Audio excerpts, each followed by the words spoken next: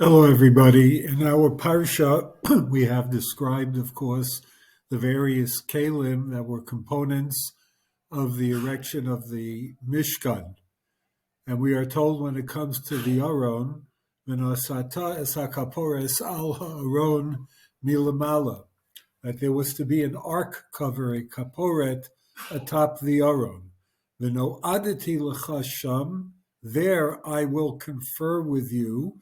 V'dibarti itcha me'al kaporet mibein shnei akruvim, and I will speak to you from there, from atop the ark cover, from my voice, so to speak, emanating from in between the kruvim. Rashi explains, "Kishe'ekba lecha moed ledaber imcha, oto makom ekba lamoed, she'avo sham ledaber elecha." That's going to be our meeting point atop the ark cover, mibein shnei hakruvim. The question arises, however, from the very opening pasuk of Sefer Vayikra. Vayikra el Moshe vayidaber Hashem elav me ohel moed. God spoke to Moshe from ohel moed, from the tent of the meeting. Now, the ohel moed was outside the locus of the Aron, namely the Kodesh HaKodashim. This seems to be a classic case of Shnei Ksuvim HaMachishim Ze et Ze. There are two apparently contradictory psukim. Our parsha indicating that God spoke and met with Moshe from atop the kaporet, and the opening pasuk of Vayikra suggesting that it was outside within the Ohel Moed. So when you have two contradictory psukim, we await ad sheyavo hakatuv hashlishi v'achriya beinehem. We need a third pasuk to clarify the apparent contradiction. And indeed there is one in Sefer Bamidbar, Perek Zayin towards the end. Uvavo Moshe el ohel moed lidaber ito, vayishma et hakol midaber elav me'al hakaporet.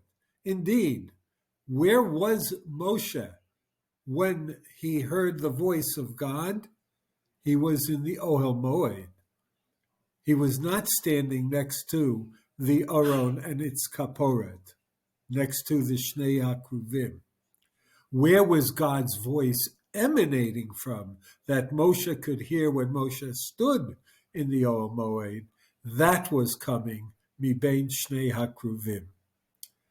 Rav Soloveitchik addresses a very interesting question. Why?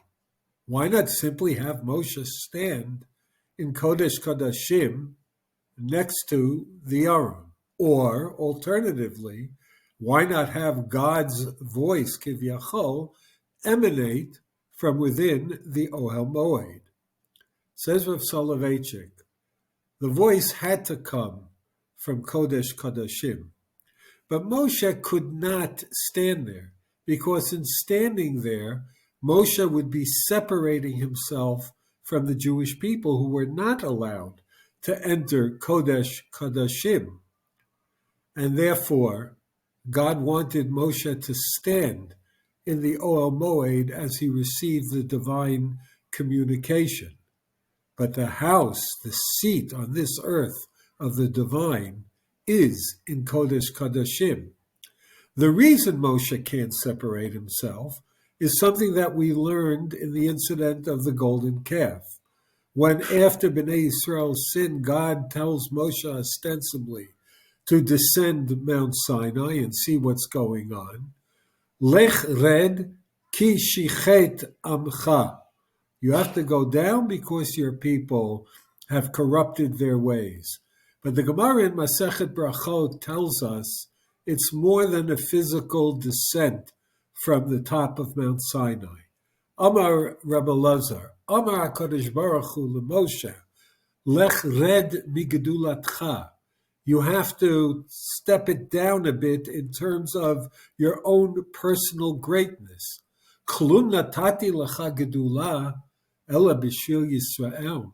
The only reason you have greatness, stems from and is on account of Bnei Yisrael. So when their status is lowered spiritually, so too you must lower your own status. You are nothing, Moshe, without Bnei Yisrael. You need Bnei Yisrael as they need you. You have to remain connected to them.